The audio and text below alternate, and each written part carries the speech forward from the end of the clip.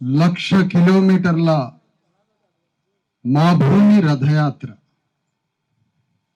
మీ అందరికీ మరొకసారి డాక్టర్ బాబాసాహెబ్ అంబేద్కర్ జన్మదిన శుభాకాంక్షలు తెలియజేస్తాను.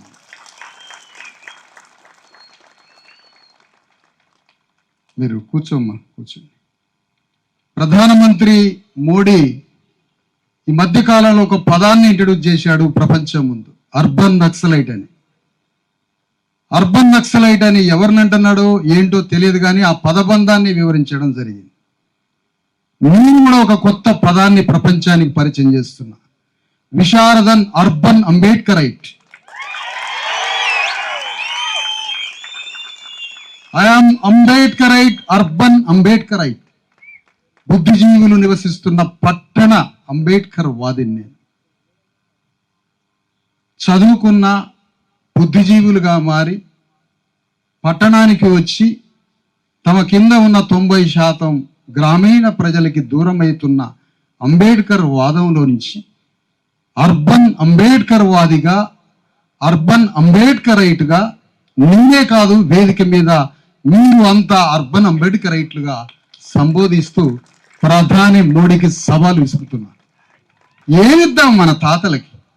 నీ తాత లేకపోతే నువ్వు ఉన్నవా? చొక్కా లేకుండా గింతంత బట్ట గుడ్డ పట్టుకొని అందులో గింత నూకలో బువ్వ అడుక్కొని 10 మంది పిల్లల్ని దాది రక్తాన్ని కాచుకొని ఊరిని కట్టిండు మన తాత.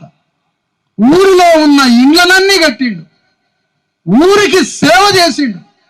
మన తల్లులు మొత్తం ఊరిలో ఉన్న భూములలో పంటలు పండించి రక్తం గార్చి చెమటను గార్చి నడుముల్లోతు పొలాలలో నిలబడి భూములల్లో వ్యవసాయ పంటలు పండించి ఊరిని కట్టిండు. ఒక మంగళాయన ఊరిని కట్టిండు, ఒక చాకలాయన ఊరిని కట్టిండు, ఒక మాదిగాయన మాలాయన ఊరిని కట్టిండు, ఒక మేదరాయన కుమ్మరాయన యాదవాయన గౌళ్ళాయన, ఒక విశ్వబ్రాహ్మణుడు పద్మశాలి, ఒక ముదిరాజు ఊరిని కట్టారు కదా. ఎన్నాళ్ళు కట్టారో తెలుసా? 2000 సంవత్సరాల నుంచి కడుతూనే ఉన్నారు. రక్తం కారుతూనే ఉంది.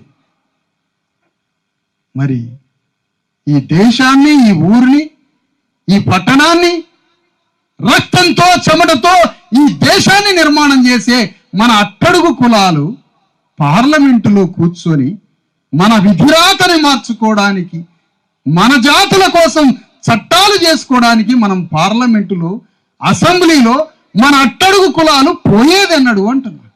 నేను అడుగుతున్నా, మాకు రాజ్యం ఇయ్యనప్పుడు, మాకు రాజ్యంలో ప్రాతినిధ్యం ఇయ్యనప్పుడు మమ్మల్ని ఎందుకు పిలుస్తున్నావు సభలకి? ఎందుకు మీటింగ్లకు పిలుస్తున్నావు? గ్రామ గ్రామం జేఏసీ అని తిరిగి ఇవాళ దొంగలాగా పరిపాలన చేస్తూ రాజ్యంలో దాక్కున్న కోదండరామిరెడ్డికి ఇవాళ ఒక ప్రశ్న వేస్తున్నా.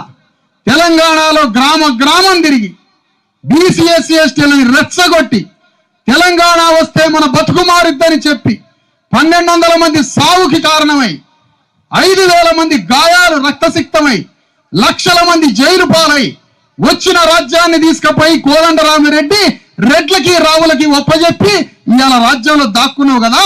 మేము రాజ్యానికి తెలంగాణలో వస్తామంటే నువ్వు ఎందుకు మాతో కలిసి యుద్ధానికి రావట్లేదు అని కోదండరామిరెడ్డిని అడుగుతున్నా ఈ వేదిక నుంచి. నిన్నే కాదు, నీతో తిరిగిన ప్రతి అగ్రవర్ణం వాడిని అడుగుతున్నా. నిన్న మీటింగ్లు వినాలి మనం రోజు, ఎవరు అడిగేవాళ్ళు లేడు. మన కోటర్ సీసాలు అలవాటు చేసిర్రు, మందు అలవాటు చేసిండ్రు, చికెన్ అలవాటు చేసిర్రు.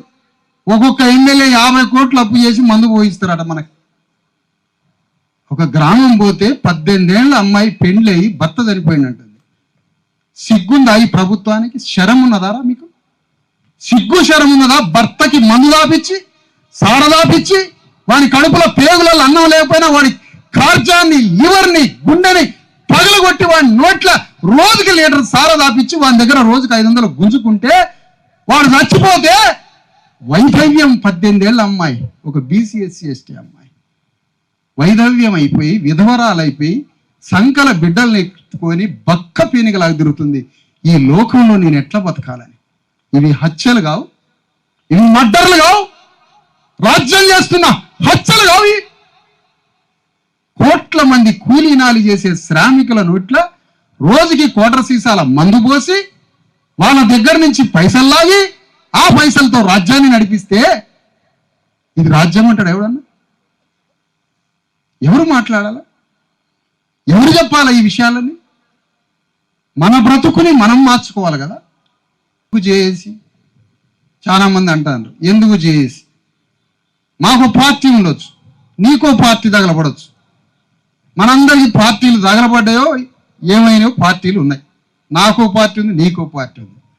తెలిసో తెలవకో, జ్ఞానం ఉందో లేకో, బుద్ధి జ్ఞానం తక్కువయో ఎక్కువయో అన్ని పార్టీలలో అన్ని సంఘాలలో చిక్కుకొని పోయినాం. మార్గం లేదు, దారి లేదు, గమ్యం లేదు, ఏం చేయాలనో తెలియదు. తెలంగాణలో మన కొట్లాటలు అంటే ఇష్టం, పోలీసుడు గల్లాపడడం అంటే ఇష్టం, మన కేసులు కావడం అంటే ఇష్టం, నా మీద 100 కేసులు ఉన్నాయని బుత్తుకోవడం తిరగడం ఇష్టం. అది కాదు కదా. తెలంగాణ గడ్డ మీద వందల వేల BC/SC/ST కుల సంఘాలు ఉన్నాయి, BC/SC/ST వేదికలు ఉన్నాయి, మేధావుల సంఘాలు ఉన్నాయి. కానీ మనందరం కలగలిసి తెలంగాణ గడ్డ మీద ఉన్న BC/SC/ST బుద్ధిజీవులైన, తెలంగాణలో ఉన్నటువంటి BC/SC/STలైన విద్యావంతులు, బుద్ధిజీవులు, వివిధ సంఘాల్లో ఉన్నోళ్ళు, పార్టీలలో ఉన్నోళ్ళు అందరూ ముక్త కంఠంతో ఒక్కటై తెలంగాణ గడ్డ మీద యుగాలుగా మన రాజ్యంలో ఈ రాజ్యాన్ని పీల్చి పిప్పి చేసి మన నెత్తురు తాగుతున్న రెడ్డి, రావు, పటేల్, పట్వారీ రాజ్యాన్ని ధ్వంసం చేయాలి. మన BC/SC/STల రాజ్యాన్ని స్థాపించడం కోసం BC/SC/ST జేఏసీని మొన్న 31వ తారీఖున సుందరయ్య విజ్ఞాన కేంద్రంలో కిక్కిరిసిన వందల వేల మంది కార్యకర్తల మధ్య అది ప్రారంభమైంది. కానీ ఒక్కరోజు అయినా రాజు తయారు చేసిన సింహాసనం మీద వడ్లైన కూర్చోకపోయి, ఒక్కరోజైనా ముఖ్యమంత్రి పీఠం మీద ఒక మాదిగైన కూర్చోకపోయి, బట్టలుతిగా చాకలైన రాజ్యంలోకి ప్రవేశించకపోయి, సిగ్గు శరం ఉన్నదా అంటనే ఈ రెడ్డి రావులకి. ఏం ముఖం పెట్టుకొని అడుగుతున్నావయ్యా? నీవు కుమ్మరి వాళ్ళకి రాజ్యంలో చోటు ఇయ్యనప్పుడు, నువ్వు మేదరి వాళ్ళకి రాజ్యంలో చోటు ఇయ్యనప్పుడు, యాదవుణ్ణి ప్రధానమంత్రి సింహాసనం మీద, ముఖ్యమంత్రి సింహాసనం మీద నువ్వు కూర్చోబెట్టినప్పుడు, వెనక 2 కత్తులు అంటించుకుంటే ఒళ్ళు సరక్కన గాలిద్దే, జీవితాంతం గౌన్లాయన తాడి చెట్టు ఎక్కినప్పుడు 2 కత్తులు గాల్చి అంటించినట్టుంటది. మొదటిసారి తాడి చెట్టు ఎక్కినప్పుడు తల్లి గుండె పగిలిద్ది, గౌన్ల తల్లి గుండె. ఆ గౌన్లాయన సింహాసనం ఎక్కొద్దా అని అడుగుతున్నా. పాపం రాహుల్ గాంధీ అని ఒక పెద్ద మనిషి తిరుగుతున్నాడు. ఆయన మంచివాడే పాపం, తెల్ల సొక్కా వేసుకుని తిరుగుతున్నాడు. నేను రాజ్యాంగం పట్టుకున్న సంగతి ఆయన తెలిసి ఆయన రాజ్యాంగం పట్టుకున్నాడు. మరి అది కంచాయలే గారు చెప్పిండో, నాగం కుమారస్వామి చెప్పిండో కానీ ఆయన మాత్రం పట్టుకున్నాడు రాజ్యాంగం. మంచివాడే, బాగానే ఉంది. నేను రాహుల్ గాంధీని గౌరవిస్తున్నా, ఈ సందర్భంగా చెప్తున్నా. ఈ వేదిక నుంచి రాహుల్ గాంధీని గౌరవిస్తున్నా. నువ్వు కులగణనాన్ని మొదలుపెట్టినావు, సంతోషం. కులగణన మొదలుపెట్టినప్పుడు కులగణన దేనికి అని అడిగితే సంపదను పంచడానికి అన్నావు. కులగణన దేనికి అంటే ఎవరెంత మందో వారికి అంత వాటా అన్నావు. చలో లెక్క తేలింది కదా. మన గొల్లోళ్ళు పంచాయతీ చేస్తారు, మాదిగోళ్ళు పంచాయతీ చేస్తారు, లెక్క తేలంగానే అయిపోతుంది ఆడ పంచాయతీ. లెక్క తేలింది, రెడ్లు 4% లేరని లెక్క తేలింది రాహుల్ గాంధీ. రేవంత్ రెడ్డిని తీసాయి, ఒక ముదిరాజుని ముఖ్యమంత్రి చేయి, ఓ మాదిగాని ముఖ్యమంత్రి చేయి, ఓ గౌళ్ళని ముఖ్యమంత్రి చేయి. మరి ఎందుకు నీ కులగణన లెక్క? దేనికి నీ కులగణన లెక్క? అది చెప్పవా? సమాధానం లేదా? ఆస్తిని పంచుతున్నావు, పంచుతావా? పంచవు. కులగణన అనే నెపమా? నువ్వు నిజంగానే చెయ్యి ఆ పని. నిజంగానే ఈ దేశంలో ఉన్న సంపదని పంచి, ఈ దేశంలో ఉన్న రాజ్యాన్ని పంచి, ఈ దేశంలో ఉన్న సమస్త వనరులని సమస్త అణగారిన వర్గాలకి పంచే కులగణన సూత్రం అనే రాజ్యాంగ గణతంత్ర సూత్రాన్ని రాహుల్ గాంధీ అమలు చేస్తే నిన్ను నడి బజార్లో గౌరవించడానికి 1 కోటి మందిని తీసుకొని వస్తున్నాను. ఏమంటున్నామంటే పార్లమెంట్ ముందు ఒక చట్టాన్ని అడుగుతున్నాం. మాకు స్పెషల్ స్టేటస్ గవర్నమెంట్ కావాలి. ఏంటది? విద్యాశాఖ, ఎడ్యుకేషన్ డిపార్ట్మెంట్ మాకు ఇచ్చేయండి, మేము నడుపుకుంటాం. వైద్య శాఖ మాకు ఇచ్చేయండి, మేము నడుపుకుంటాం. చేతి నిండా పని, ఎంప్లాయ్మెంట్, ఉపాధి, కార్మిక శాఖ మాకు ఇచ్చేయండి, నడుపుకుంటాం. మా గ్రామంలో మా స్కూల్లోకి నువ్వు రావు, రెడ్డి రావు రాడు, నేనే చదువుకోవాలి అందులో. మా హాస్పిటల్కి నువ్వు రావు, మా చేతి నిండకి పని ఇవ్వవు నువ్వు. మరి నీకెందుకు ఈ 3 శాఖలు? అందుకనే కేంద్ర పార్లమెంటు ముందు మనం బీసీఎస్సీ ఎస్టీలమంతా ఒక డిమాండ్ పెడదాం. ఏం డిమాండ్? Special status government. మాకు బీసీఎస్సీ ఎస్టీలకు స్పెషల్ గవర్నమెంట్, మాకే ఒక సపరేట్ గవర్నమెంట్ కావాలా. మాకు సపరేట్ గవర్నమెంట్ కావాలి.